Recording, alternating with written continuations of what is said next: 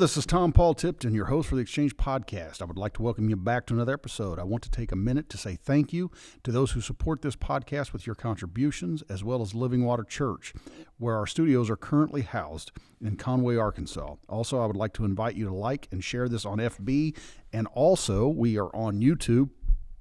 So please go on there, hit the like, subscribe, and share on Facebook, and hit like and subscribe on YouTube. And hit that little bell so every time there's a new episode, you get a notification. Also, send any questions you have and join in on the exchange. Just as always, keep the language down and let's not be colorful with that. But again, I would say that if you are enjoying this program, it does take money to do this. So if you feel like sending some money, we will tell you at the end of this podcast, so don't go away, how you can support us financially. We have some pretty interesting stuff to talk about today, and we're going to get into that in just a minute. But before we do, there is one thing that I would say to some people that are listening here. There's some people that I've known for years, ever since I was a kid, and they're little, I think she's 8 or 9. About 4 years ago, she was diagnosed with, I think, cancer in the eye. And the doctors are really not expecting her to live, but we do believe in a God who works miracles. And I would just say, keep her. Her name is Landon Perry. Keep her in your prayers. And and I believe in healing. But if the Lord does decide to not go that direction here on earth, that she goes without pain and suffering, because that's possible too. Anyway, what do you got for us, JaVaughn?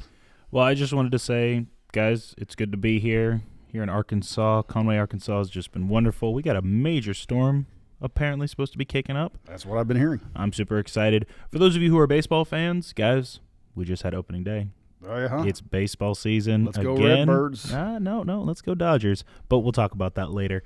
I'm super excited because we had this discussion a little bit last week on the whole Will Smith and the simp debacle and everything.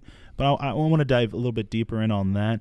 We also have an article here talking about assisted not living anymore situation. I don't want to say certain words that'll get us in trouble on YouTube, but it's a real problem. When we read the article, we'll let you know. Just to give you guys a bit of a heads up, it's a little bit more of a darker situation than we would like to talk about. But hey, it's out there. It's what's happening in the world, and we don't want to shy away from anything that can get you informed. So I think it's called MAID that's happening up in it's Canada. MAID is an acronym. And so what's going on, and if there's one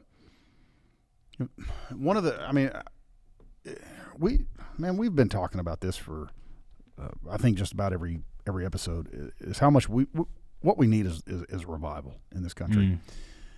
We really do. The church is going to have to get serious. We're going to have to get serious. And probably remember a couple of weeks ago, I think I've said it a couple of times on here. I don't deny mental illness, situation psychologically or whatever. I don't deny that happens. Mm-hmm.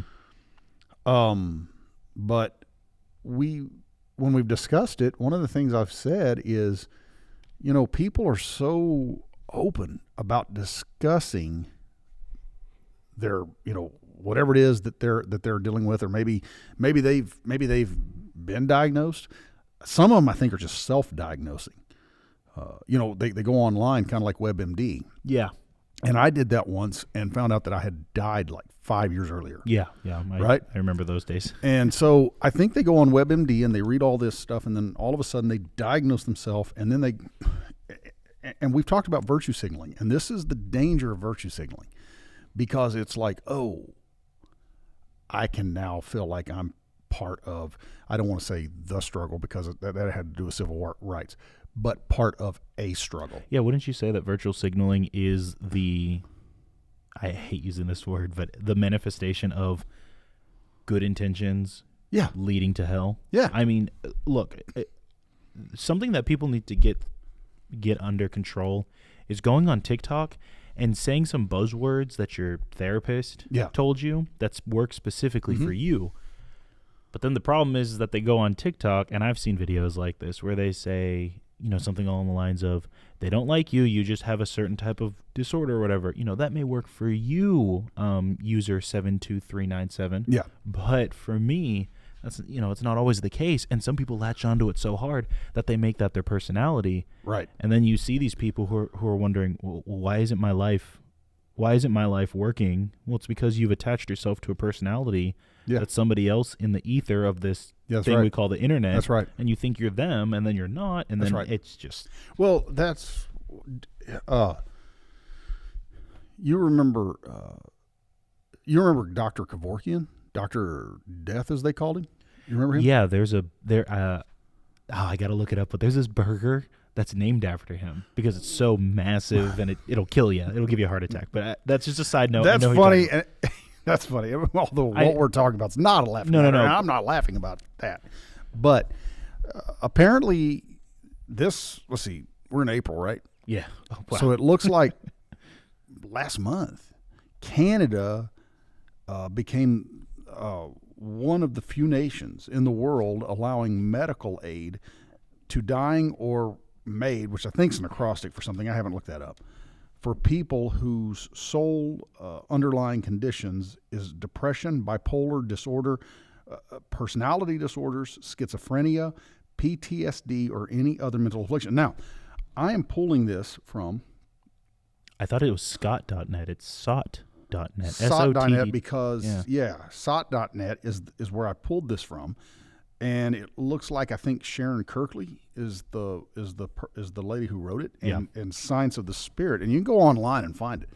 Now, just notice the couple of things they mentioned here: depression, bipolar disorder. These were disorders that people committed suicide on their own. Now what they're wanting to do is to assist them in it. Go in and what Dr. Kevorkian was doing, I think he went to prison for that. I'm not sure if he's still alive or not, but if he's still alive, they'd have to release him if they pass that law in this Why country. is it that all the bad people have the cool names? Look, I'm not saying he was cool. I'm saying the name Kevorkian, that just sounds like something from Star Trek. Well, I kind of put it with something else. I kind of think of the Nazis. Well, there's that too. but somebody comes in and says, hey, I've got this mental disorder. And this is what I said a couple of weeks ago. To anybody who listens to this podcast, you'll remember it. I said it, I may have said it last week, but I know I said it the week before, that the goal of mental disorders is not, I'm not denying the real. The goal of celebrating them, as well as LGBTQ, XY, whatever that acrostic is. I'm not trying to create problems, but whatever it is. I just leave it at LGBT. LGBT. So, again, I will refer to what they did in Germany when the Nazis were first taken over, and they were telling people to go to the major cities of Germany if you're gay, and there you'll be celebrated. Well, they weren't celebrated because when the Night of Long Knives, I think it was the Night of Long Knives when it happened, but essentially what they did is they went and found all the gay people. They didn't have to look hard because they were concentrated in the big cities. Right. And so you go online and all these people are talking about, well, I've got this problem. I've got this problem. You're identifying yourself. You don't have to look far on TikTok either.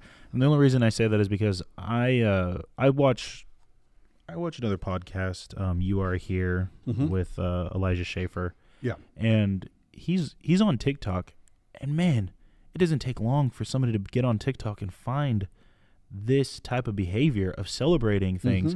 For instance, I got a TikTok. I made some funny videos, haha, whatever.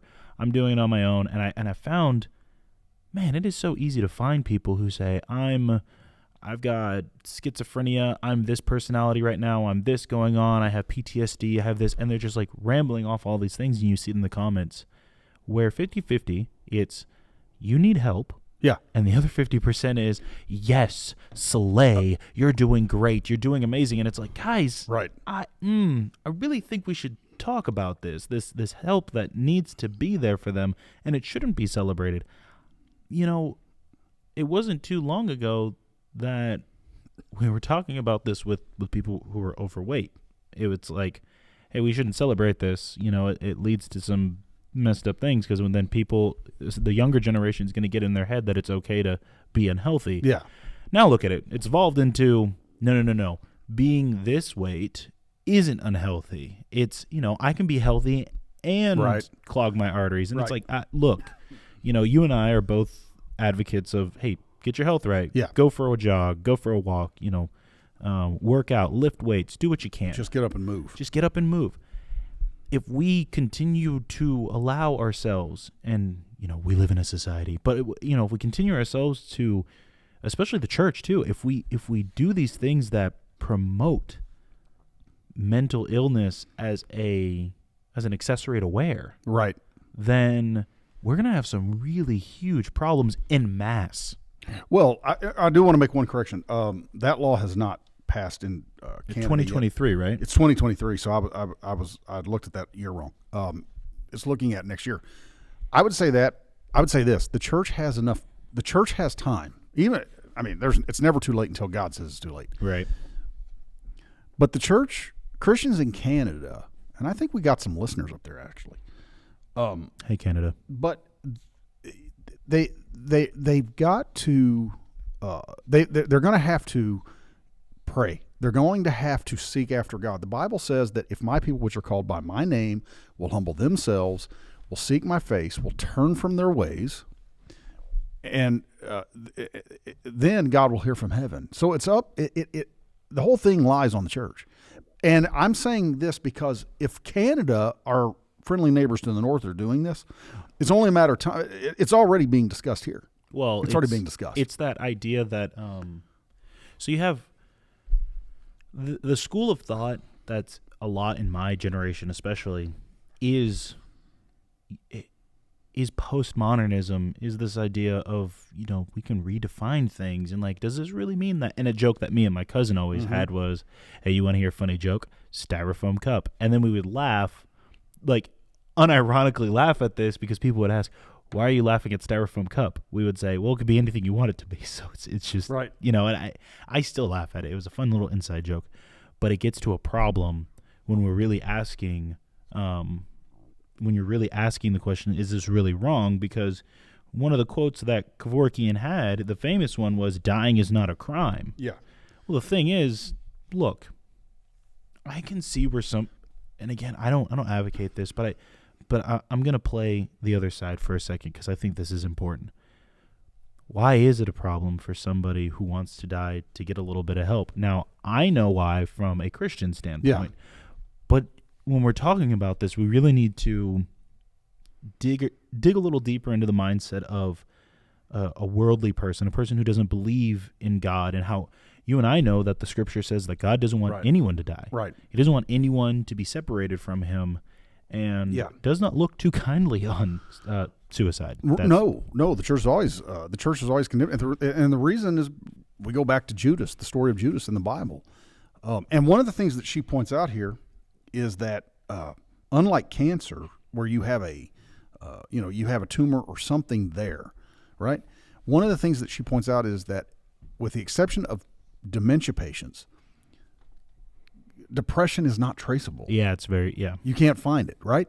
So somebody goes in, our moods can change from day to day. Yeah.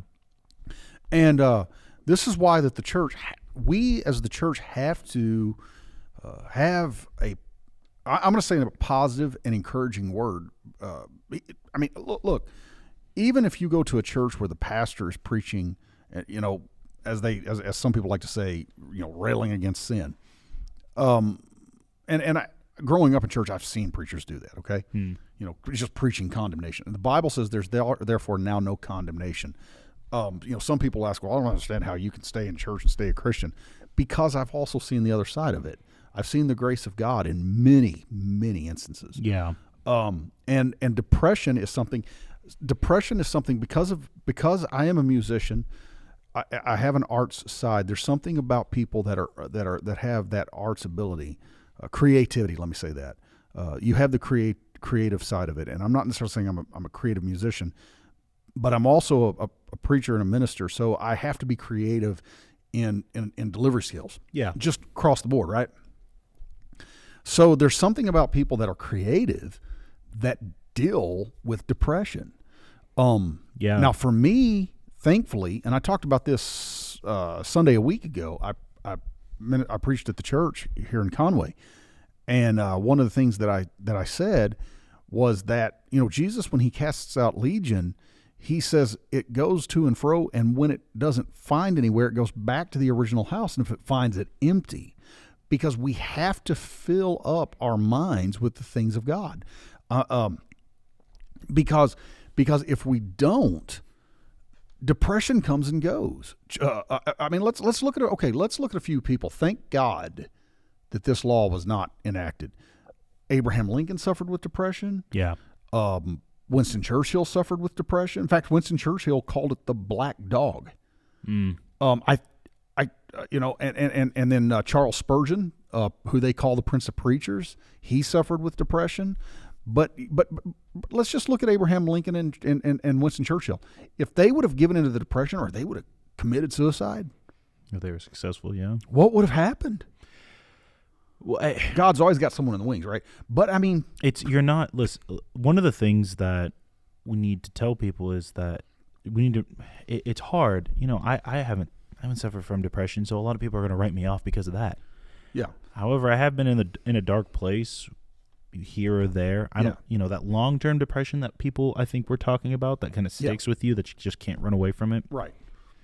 That is something where it is a mystery, because one of my teammates from football, who I didn't know him too well, but he always had a smile on his face. He was always having a good time. He was the big, muscular, just super strong football player. Had it all. He won state the year before. Really, really impressive with what he's done in his life. Killed himself. Wow. Yeah. But why? You think to yourself, this guy had all the people around him. He had all his friends, his teammates. He's got notoriety. His family's got money. And, that's the mystery. The mystery is why? Nobody's ever going to know until we get to heaven and learn the truth. But the thing is that, man, the people who showed up to his funeral, if only he knew. Because that whole gym was filled with people who were saying nothing but good things about him. And, you can have a gym packed of people, or you can just have 10 people behind you. Yeah. And they're all going to say the same thing. Right. Please don't. It's not because we think you're selfish, but we love you so much we don't want that to happen to you. That's right. And I know some people might hear this and say, but you really don't know how it's going. I don't. However, I have seen the grace of God work its way through the people who have dealt with depression. I've seen people on the edge, and I've seen people get off of the edge. I've seen people come to the Spirit and really find that community. I mean, that's why we talk about this community that we have at church. Not every church is going to have this type of community, but when you find that church that really has a community that goes deep with you and sticks with you and fellowships, man, listeners out there who are believers, always really dig deep with the people around you. Always do that. Because they don't care what you know. They want to know that you care. Yeah. And that's always going to be the situation. I mean, it's rising. And you said it. I think there is a correlation between the creative side and dealing with that depression. Yeah. And I think it's gone up exponentially because look at all the creative apps we have to make everybody a creative person. I'm not saying being a creative person is bad, but when you're starting to create things, for instance, why are younger girls getting depressed? Well, they have all these likes because they're posting on Instagram and they're creating art. And you mentioning that, I mean, that's one of the things that years ago, probably 12 years ago, I remember there was this, I can't place because years ago, and I didn't look it up, but they said that when when Facebook came out, and I'd imagine it's not any different, no matter what your social media is that you use primarily. But they said that when people would get the likes on Facebook, that you get that notification on your phone, a little ping or whatever it is, and then you see that little red button. They said it was the same dopamine dump in the brain that cocaine gives. Wow. And so when you're not getting that, and we talked about this last week, it's the same thing that people do when they view pornography. Yeah. When you're not getting it, then depression sets in. And people that have an addiction to pornography, not all of them, but a lot of them according to neurologists, there's a lot of them that will commit suicide because of the depression that they struggle with, because pornography causes depression. And so we live in a time now where people don't, and you mentioned community, and we're not talking about suicide. We're talking about this bill that looks like it's going to pass next year in Canada. Right. It's assisted suicide. It's assisted suicide for a number of things. And, there is a difference. Okay. There's a difference if you come in and the doctors have done everything they can for a family member. They're saying, hey, we can leave them on this machine, but if we do that, then you're just prolonging their suffering. So the family comes in, makes a decision. Hey, they're not going to be who they were. We're just leaving them here for ourselves. Go ahead and unplug the machine and let, because at that point you're really just letting nature take its course. This is different. This is different. This is somebody who just comes in and says, I'm depressed, or schizophrenia. Whatever the case may be. I mean, look at how many soldiers deal with PTSD, how many police officers deal with PTS or PTSD, whichever one it is. And you just want to say, I want to give up and be done with it. And there's that old saying that, suicide is a temporary fix. Oh, it's a permanent fix to a temporary problem. And there's a scripture here in Hebrews chapter 9, excuse me, and verse 27, and it says, and as much as it is appointed for men to die once, and after this comes judgment. The writer of Hebrews here is saying it's appointed unto man to die once. God, because of the fall of man, God's already that's already there. Okay? If you believe in the rapture, you're still going to die once, because this mortal body is going to put off its mortality and put on immortality. The Bible tells us that. So you're still going to die once, even in the rapture. The second death is the one that we don't have to suffer, and that's the one if we die outside of Christ and we die in our sins. That's the second death. But someone decides they want to go to the doctor, and they decide, hey, I just want to end it. Okay, you're making a decision, and there's a lot of people within the scientific community, and I'm just going to go ahead and say it. We see it with Fauci. Fauci is one of the absolute worst, wanting to feel like God. I mean, it's he's wanting everybody to mask. He droplets. Yeah, and the mask, however it is, he said, I can't stand it. That and his word mitigation. There's plenty of guys like that. And again, people can say, well, this is all just, conspiracy theory. No. We have precedent because we know what happened in Germany. This was going on in Germany. Yeah, with the mental health patients. Yeah. So again, I'm going to say, be careful about broadcasting your mental situation, because there's a lot of people who are looking to thin the herd, so to speak, as it is. Yeah, I think that something that nobody really thinks about is, look, if a bill's passed where they can legally say it's a legal way of just killing off people who are mentally ill, that's scary. Yeah. Because who's to say that you believe in a being that I cannot see, nor hear, nor touch, and you worship them on Sunday every day? Who's to say that's not going to be a mental disorder? Now, that's running into conspiracy territory. I love conspiracies. They're fun. But seriously, why would you broadcast that when you know now that they could just do it? They can just say, one of the things Well, here's one of the questions. I'm not meaning to cut you off. No, you're good. But here's one of the questions. If a bill like that passes, as well as I do, because we read this last week about the Georgia bill. A lot of hidden stuff goes in. And see, with that Georgia bill, a police officer can just assume you have a mental disorder and they take you off, right? Yep. Okay, so in a bill like this, what's to say that you have to request suicide? I mean, there's this thing called, can you articulate a certain way? And I guess if you can articulate well enough that they were out of their mind so bad that you made the judgment call, then you probably get away with certain things. And that's what I mean. And that's something I will say from my time being a police officer. It was short and sweet, and it was a good time for me to learn.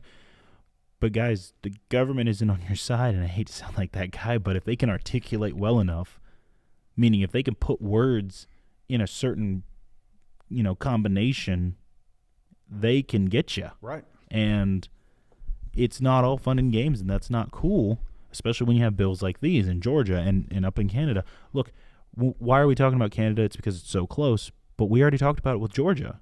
See, it's happening. It's I can say this, I think, without any fear of retribution or rebuttal, rather.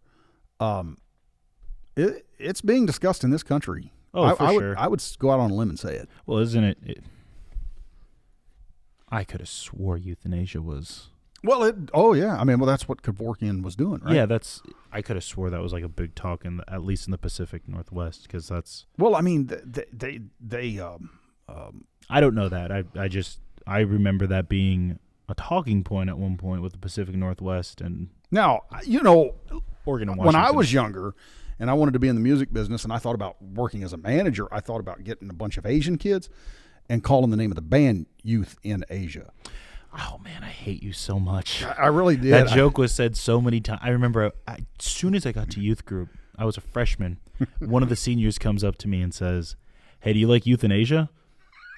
And I sat there for a second because I'm a freshman. I just got done with football practice. I'm tired. I have no idea what he's talking about. So I broke the word up, and I thought, youth in Asia. Yeah, I mean, the youth in Asia are pretty cool. Except it's spelled EU. Yeah, and he goes, "Dude, you're totally okay with that?" It was a jerk senior prank on a young freshman dork who. I mean, there's so many ways you can go with that joke, right? but I mean, okay. So getting back a little bit more, because it is a serious topic, but it's okay to have a little bit. Okay, of fun. so just to cover my tracks on the whole not knowing where it's legal, but as of June 2021, the only jurisdictions that allow this procedure, euthanasia, are Oregon, Washington D.C., Hawaii, Washington, Maine, Colorado, New Jersey, California, and Vermont. That comes from but I think with Cornell.edu. And again, this is what's the dangerous part, because I want to say Tennessee has a law like this too, and I love Tennessee. I mean, look, I love Tennessee. I think you have to say that because Dolly Parton's listening. Yeah. Not to the podcast. That'd be great, Dolly. If you're listening, I love you. I think, though, that if a person has a terminally ill disease, such as cancer, such as AIDS, anything, that they're going to die, and they're going to die painfully, I think those states do provide that they can request being euthanized. Okay, see, that's... So, now, here's the question, though. Okay, look, here's the question. It's slippery slope. Big slippery slope. Big slippery slope. Because it's the same kind of slippery slope on a doctor making a decision. About an abortion. Oh, you want to hear my biggest conspiracy theory that I hold on to the day I die? What's that? I am not a donor for organs. I'm not either. I've had a lot of people get upset at me already. I'm not an organ donor. And listen, people get upset at me all they want. Whether I'm an organ donor or not, they're going to take my organs. I'm sure of it. However, if I'm an organ donor and I'm on a tube and I got into a car accident and they're like, well, he's going to make it. Who's stopping the doctor from telling my wife? Because look, sidebar. What's stopping a doctor who's going to make some extra cash from the organs he can take from me? What's stopping him from going to my wife saying, listen, he's going to be on this machine indefinitely? Well, I'm not against organ donating. I don't have there's people with a religious view, and I don't have that. The denomination that our church belongs to does not have that. In fact, I can prove they don't have that, because I've got a cousin who, thank God, it was for an organ donor. He's still alive today. And of course, he would tell you if he was here, and one of these days I'd like to get him on the show. But he would tell you that it was Christ that worked a miracle in his body. But he like we were kind of talking before the show started. alcohol is something that runs through my family pretty bad. And he became an alcoholic. And I'm not saying anything that he has not give this testimony in churches. And he ended up developing what is that liver disease? I don't know. Cirrhosis of the liver. He ended up developing that and was not given long to live. But I mean, really, again, I don't want to tell it because at some point I want to get him on the show and let him tell it. But it was God working out a miracle for him to even get that liver. So I'm not against organ donors. I myself am not. Agree. I'm not against. Look, if you want to donate your organs, that's cool. I'm not. Look, I'm just saying that's just a weird thing I have against. Just I don't want anybody taking the. If I'm gonna live, I want it to be all natural. If I'm gonna die, I want it to be all because of God and whatnot. Yeah. I don't want anybody pulling the trigger, so to speak, because we can use this, and it would be very helpful if we used it. And people are greedy out there. And if you think that there are certain doctors out there that aren't greedy and don't want something, then you're insane. Yeah. But to go back to what we were talking about with this, with this bill in Canada, and we were talking about Georgia, we really need to, when we focus on stuff like that, we want you as the listener to talk about this with people. Just leave a comment, obviously, on our video, whether it's on Facebook or YouTube, but also really ask the question, is this okay? If your theology doesn't line up with it, then use your voice to say, no, I'm not okay with this. Right.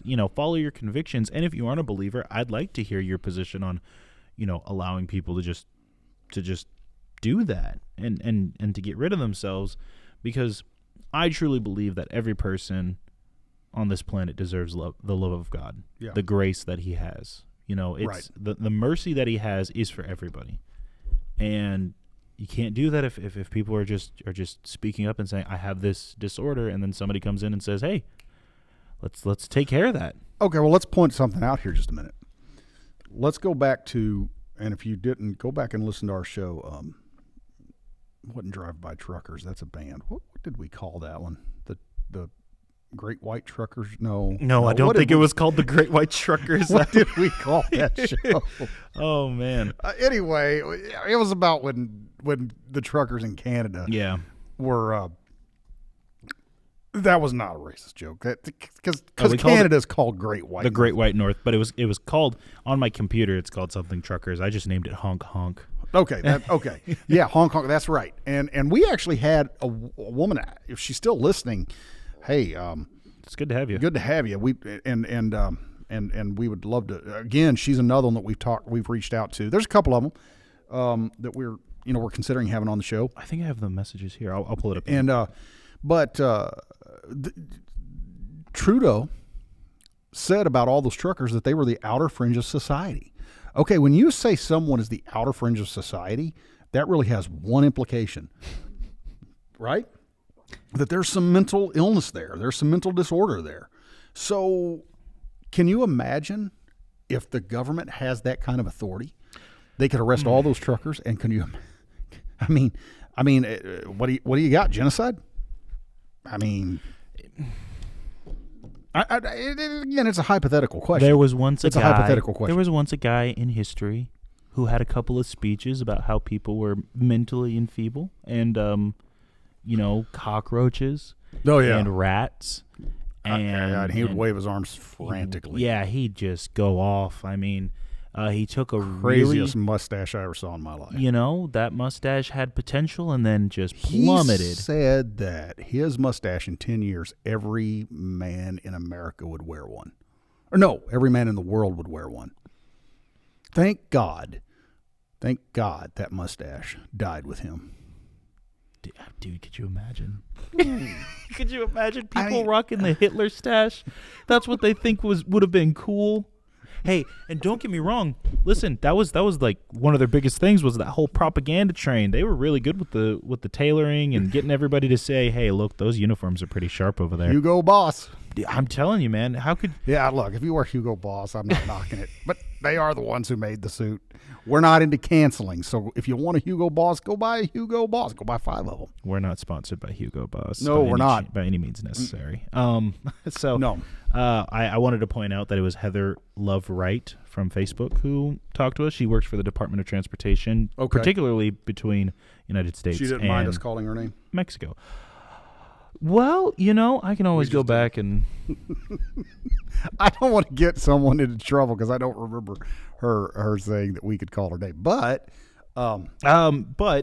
just going off of that, we were talking about that. When you talk about that could be kind of like Sarah Connor, though. You remember that movie Terminator? He went through the, and so it was like a bunch of different Sarah Connors. So we didn't exactly say who. Did you say who she worked for? Yes. Oh, well, then that narrows it down. Okay. Well, anyway, I can always fix that in post. But something that you talked about with depression, because I think we've been talking for 30 minutes about the, everything that was happening in Canada. Unless you had something else to say about it. No. I wanted to talk about you. That's a good segue. We're just going to stew in this for a minute. You guys ever notice that like segues aren't? Anyways, but we have an interesting way of segue. Yeah, segues are weird. But I just wanted to point out that you mentioned depression from pornography. Mm-hmm. And those of you who are listening, and if you have any type of inclination of what the internet is, you know that porn is just about everywhere. Yeah. And when I say everywhere, I mean it's on YouTube. It is. Mm-hmm. But you can type in a specific category and you can find it on YouTube. And you would think YouTube is for everybody from ages 0 to 100. How could they allow that on there? No, they'll allow it. Interestingly enough, people may ask that question, but I remember as a kid, you would look at a magazine rack and you knew the ones that had some kind of cover in front of it was not one, if you were under 18, that you could look at. But now, if your kids have a cell phone and are able to click, yes, I'm 18. Yes, I'm 18, and I think it's just so easily gotten. And let me just I'll put my background out there. I'll tell a little bit about me before people say, "Well, how do you know this is a thing?" Because I went to the great Grand Canyon University, and I was a college student at one point. That's the second time today I've heard that university. I got a friend who just graduated. Lopes up from GCU. Good. There's something, I don't know. Congrats. I got 2 degrees from there, baby. I think he listens to this program. I hope so. Lopes up, man. Scotty, if you're listening, man. I did not. This is the first time I found out that my co-host is one of your alums. Hey, not only an alumni, but I was the mascot, baby. But when I was in college, it really wasn't hard. I mean, and it's so, here's the weird part. It was a topic of discussion multiple times. Mm-hmm. Hey, man, what type of porn do you watch? Do you watch this category? And I'm not going to mention categories because I do remember the categories that would be spoken about, but I don't need to be putting that out there for you guys to be looking up. Porn, it does rot your brain. It does ruin things. And it's like we were talking about, when you get that dopamine hit so many times, it can lead to depression. Yeah. What I'm getting at, why I'm talking about this, is because the pornification of everything. I know that's probably not a word, but guys, there are categories for weird stuff out there. Yeah. And I'm not going to mention them, but there are inanimate objects right that are sexualized, like literal chairs. Yeah. Well, the thing is, we can go back to Romans, and the Bible says that God turned them over to a depraved mind. One of the things that I'm finding online is anytime there's something bad that happens, something catastrophic. Oh, this is the judgment of God. No, that's not the judgment of God. It's kind of written out. The judgment of God. The Bible says that He turned them over to burn in their lusts. And we're not off topic. The Bible says that He turned them over to burn in their lusts. Look at how many people. Emptiness causes depression. Emptiness, yeah. And look, there's things that people can do that can cause a lot of these other mental illness. And I know there's people with PTSD that legitimately, I mean, they've been soldiers and different things like that. But I know people that I can't believe. I've talked to people who said that because they were 18 or 19 and their mom and dad made them go get a summer job, that they have PTSD because of that. You know, and I'm going, well, I didn't have PTSD. And here's the thing. These are the same kids who grew up so fast because of the internet. This isn't talked about that much. And I'm going to talk about internet culture in general, just because I know that we have listeners of all ages, but I want it to be known is that here's the most wild thing out there. Please describe your family dinner. Just describe who was, where were you sitting? What do you remember from a family dinner of yours? Oh, man. Just a casual, whether it's with your sister and your brother-in-law or your parents. Please, just give me a simple. Oh, well, I mean. Something simple. Yeah, I mean, just Saturday I had dinner with my mom and dad. Okay. We had, just a basic salad, and my mom made some kind of sugar-free dessert. And we just kind of sat around the table, the three of us, and talking, hanging out. Yeah. And that's something you would have done when you were in high school, right? Yeah. Like maybe come home, mom cooked dinner, dad cooked dinner. Doesn't matter. You sit down. Now let me ask you this: before you went to dinner when you were a teenager, did you just get done watching a woman get beheaded by the drug cartels in Mexico? No. No, you didn't. See, people my age, I didn't know what the cartels was. When we I was in high remember. school. I didn't know We remember Live Leak. We remember Reddit. We have a depraved culture on our hands, and by that I mean there are people. I remember when I was in high school, one of my buddies told me, "Hey man, have you ever watched that video of the llama getting its throat slit?" That's a real sentence from a teenager. Now, you would think it'd be, "Hey, you want to go see a dead body?" Okay, so I'll tell you what we had when I was a kid, right? Oh, okay, yeah, you're talking about what was the name? Lean on Me, was that the name? Stand by Me. Stand by Me. Yeah. When I was a kid, I was just thinking about this last week. Funny you bring this up because I thought about this. When I was a kid, there was these movies, because when I was a kid, you actually had to go to the theater. No. Blockbuster. Yeah. Yes. Now, Blockbuster didn't carry these movies, but some of your more yokel guys did. And the movies were called, I think if I remember, they were called Faces of Death. And, snuff films. Well, that's what they portrayed them as. Okay? And so once the cover was blown off of what was actually going on, and man, people used to talk about these movies. I remember as a kid thinking, why would you watch that stuff? And I wasn't intrigued. I was just like, no, that would give me nightmares for days. But then the lid was blown off of what was actually going on, and what it was basically a bunch of Hollywood producers and stuntmen who was tired of waiting for the next job, and they went out and made these movies. And because of their ability to be creative, they made it look like they were actually dying. Yeah. In very grotesque ways. Now, I remember when those movies would get brought up, I remember the outcry of that. It was like, why are you talking about this? Why are you watching this? And it was all fake. So far, you mentioned snuff films. I mean, I did a little research on that. I don't think there's any that produced in the U.S. There have been some in Europe that have been produced and sold, but and we're talking about this because I know it's a little bit of a gory and an unfriendly, an uneasy conversation. But we, as a society, are becoming very intrigued with death. Very numb. Very numb to it. Very numb to it. And see, and that's, when we talk about Jesus casting Legion out, where was he hanging out? He was hanging out in the mountains. With the pigs. Well, no, not cast to the pigs. Sorry. He was hanging out in the mountains and in the tombs. Yeah. He was intrigued with death. And see, like you said, now, I didn't, because by the time smartphones came out and you could pull down something online. Mm-hmm. I was already in college and I wasn't even thinking about that. And my peers, we weren't asking if we saw the Dalai Lama, jump off a roof or anything. We just, but there were certain things we talked about. But you're right. Each generation's gotten worse. Well, so here's the thing. How old are you? Yep. Okay. Well, I'm 27, and there is an age difference between us. Yeah. And so I'm 43. Okay, so you're not even 20 years older than me. No.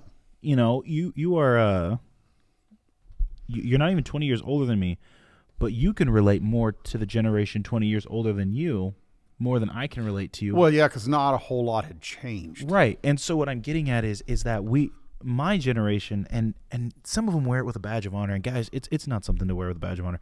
They're so depraved that they come up with weird words for certain sexual things, like they're just making these things up because they're so depraved. They find sexual innuendos and sexual images in their head for everything.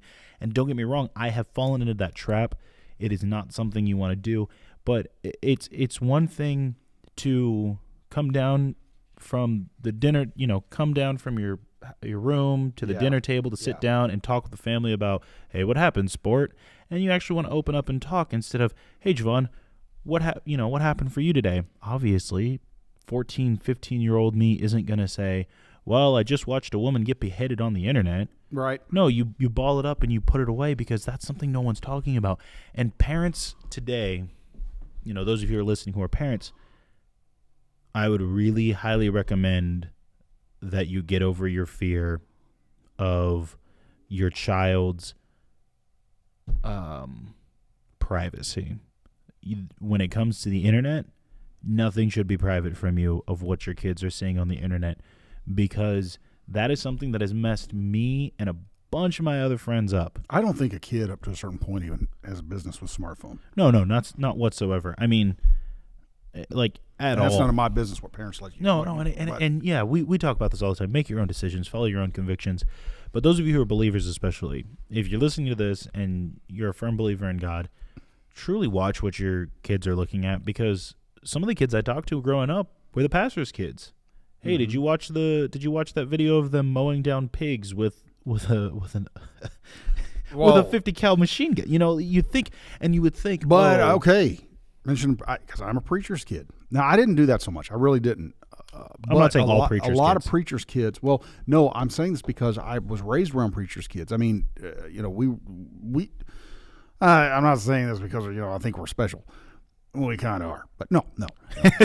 I'm not saying that because we were a close-knit community, okay? Yeah. Because we would all show up to the same ministers' conventions, the same camp meetings. We all stayed pretty much in the same motels. We were a very close-knit community. When we were all around each other, shenanigans would go down, and there would be a lot of trouble. But then what would happen is as we got around the other kids and we would listen to them talk, the virtue signaling would start.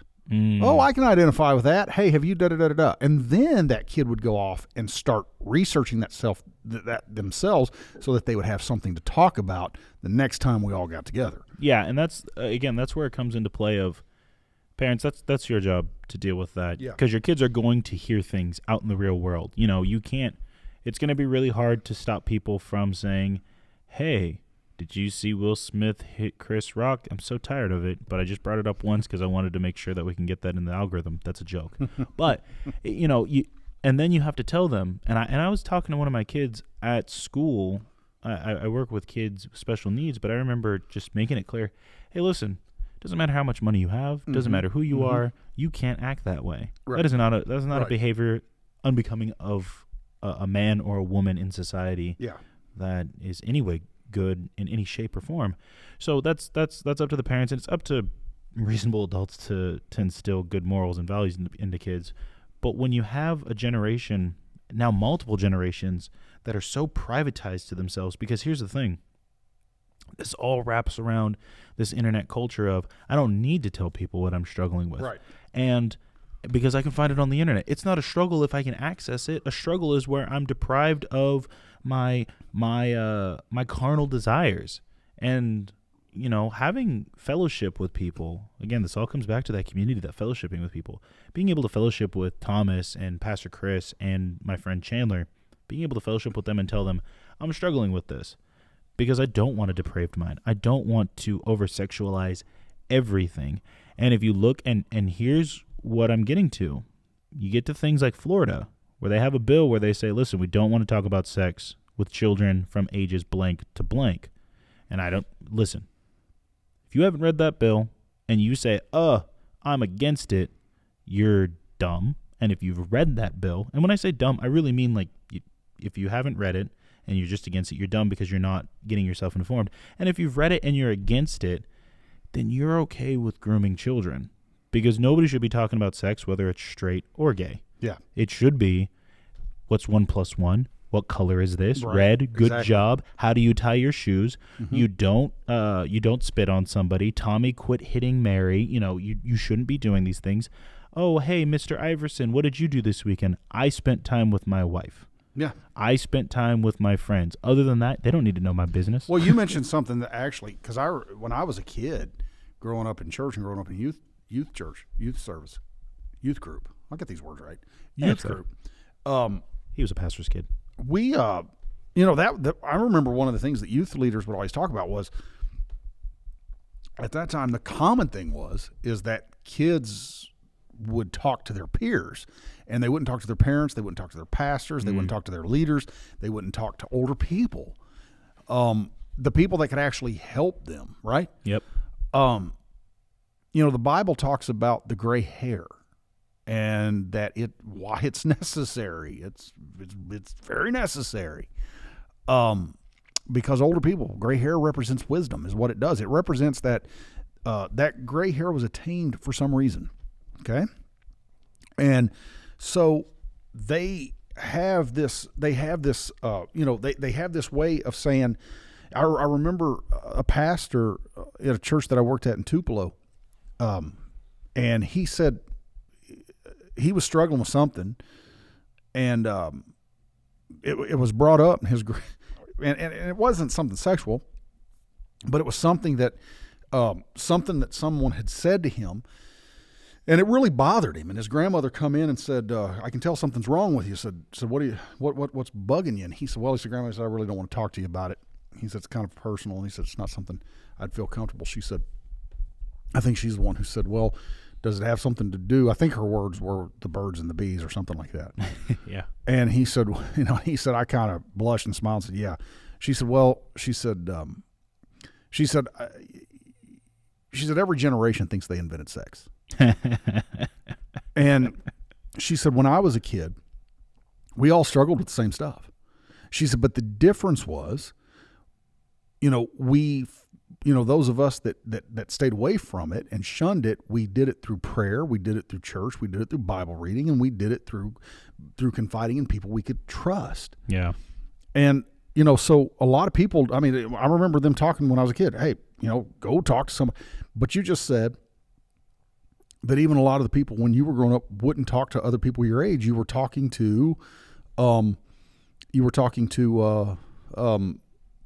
on internet. You're going on the internet to find your answers. And going back to the WebMD thing, that's what people do. I don't know how many doctors. I've got a situation with my neck that I got to get taken care of, and it's not anything life threatening. I just don't want it there, and it's not even a major surgery. I don't even think they got to put me to sleep to do it. But man, you could go on WebMD and it just scare you to death. Yeah. So it's like, go talk to somebody that knows what they're doing. So the issue that is there is that a lot of us growing up think that we have the right to privacy. Yeah. Because, we signed the terms and conditions. We clicked on that button that said, I agree. I'm 18. We clicked on the button that says, I'm old enough to do this because we think we're grown. Mm-hmm. And, I'm very thankful that my parents, oh, look at that. I mentioned my parents. My parents spoke to me. And, sometimes when they were parenting, they had to knock the door down. Mm-hmm. And they couldn't tiptoe around things. Right. I believe sex was talked about in my house pretty regularly in terms of just discussing, I'm having this problem, so I'd go to my dad, or, I'm having these feelings of, like, these emotional feelings, and, I want to learn from an emotional being, my mom. Love you, Mom. But it's something that when you're able to connect with the older generation, and it's funny you should mention, it's funny we got to this topic of older generation. I made a joke of, while we were at church yesterday actually, and I made a joke of, well, we don't really need to have the old people around. They're not going to be here for the next 10 to 15 years. And, I thought it was a funny joke. Not everybody in the room did. They thought I was really saying, like, let's oust all the old people. And I don't mean that whatsoever. I was making a dumb joke. I think we need a good, healthy balance of old and young.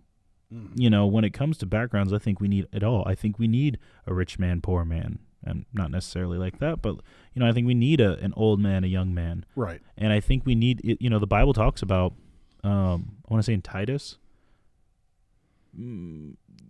correct me on this one, Thomas, but I believe in Titus, it talks about how the older men teach the younger men, and then those of you who are older women teach the younger women. Yeah, I believe it is in Titus. And so that's something for all of us believers we need to hold on to.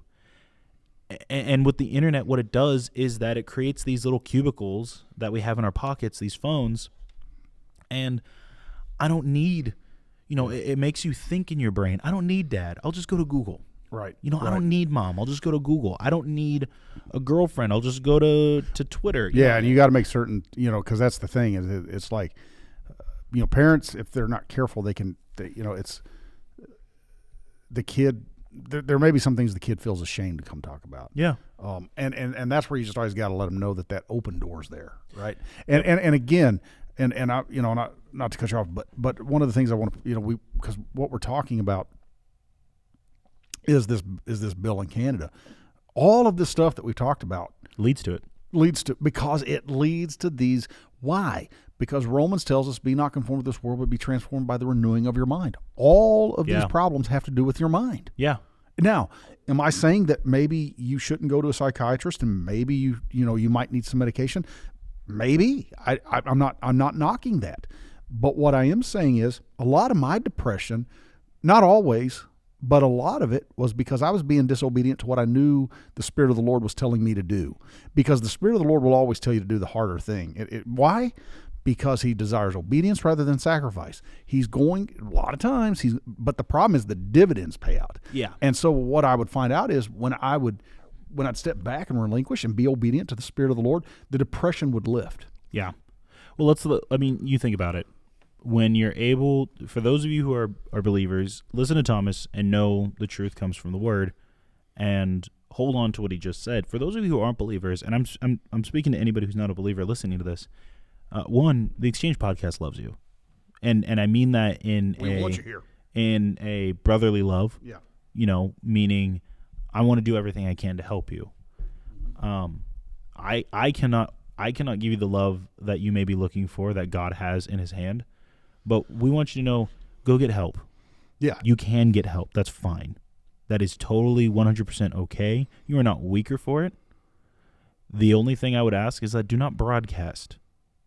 Because when someone is hurt, it's better for them to have counsel, but that counsel needs to stay private. That's right. Some things need to be private. Mm-hmm. Okay, this internet culture, the thing that it gives you is a false sense of privacy. That's right. Because let me tell you something, that picture does not stay just between you and your girlfriend or you and your boyfriend or whatever. Those conversations we see through a lot of politicians do not stay private. No. It's giving you a false sense of privacy. But when you're talking with somebody person to person, it's like paying with cash. Yeah. It cannot be traced. It's between you, the Lord, and anybody else that you can trust. And if you, listen, there's nobody you can trust on the internet. And I can say that with full 100% accuracy. There's nobody on the internet you can 100% trust. When I say that, I don't mean, hey, every podcast you listen to is a farce.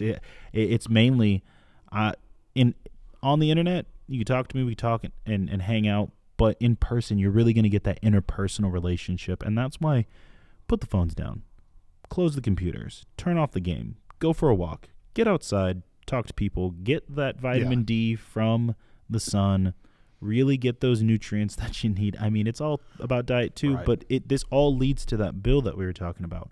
We don't want anybody to just be broadcasting that they have a certain illness. And this slippery slope that has been talked about is, well, if somebody is mentally unstable, we can legally take care of that in a permanent way. Right. However we see fit. And I don't want that. and really read into this bill. Like we said, we did our research. We don't like the bill. We don't think it's a good idea. And we think that whatever you guys have, we want to hear it. So I think, you have something? In our last minute or so here, I just want to wrap it up with this. And I said it because the Exchange Podcast is an outreach for Living Water. And if you're a believer, I'm going to say the same thing to you. It would be a little bit different. But to the unbeliever, I would say this. In Peter, it says, cast all your cares. Some versions say anxieties. Some versions say worries. Okay, those are certain mental issues that they love to address. Mental anxiety disorder, okay? Jesus said, cast all of that on him, for he cares for you. Yes. So, if you're an unbeliever, if you're a believer, then if you're a believer, you need to get into a church, one that teaches the Bible, get into your Bible, and pray like never before. God will deliver you. God will give you help. It may come in a form that you're not expecting, but God will give you help. I would say to the unbeliever, that scripture holds true for you too. The difference is what you have to do. God cares for you, but you have to turn to him. You have to turn to him, repent, and come to him, and he will deliver you from it. And am I saying that you shouldn't seek out professional help? That's not what I'm saying. I'm saying your faith should not be in professional help. Professional help is a crutch. That's it. Your faith should be in God, who can deliver you from those problems. That's right. And I think this has been a wonderful exchange starting from beginning to end. I want to say thank you to all of those who are listening. This episode of the Exchange Podcast is brought to you by Living Water Conway Church. And we've been so happy to host for you guys. I'm JaVaughn Iversen with Paul Tipton. And we should like to thank everybody here at Conway Church, those of you who support us in prayer. And we want to just let you guys know that we are on YouTube. The Exchange Podcast on YouTube. You'll see us with the 3 arrows, the red and the white. Make sure you like, share, and subscribe on YouTube. Go ahead and hit us any comments that you have. Please keep it clean. And if you want to donate, by all means, you can reach us at www.livingwaterconwaychurch.com/give. Again, that's www.livingwaterchurchconway.com/give. Thanks again.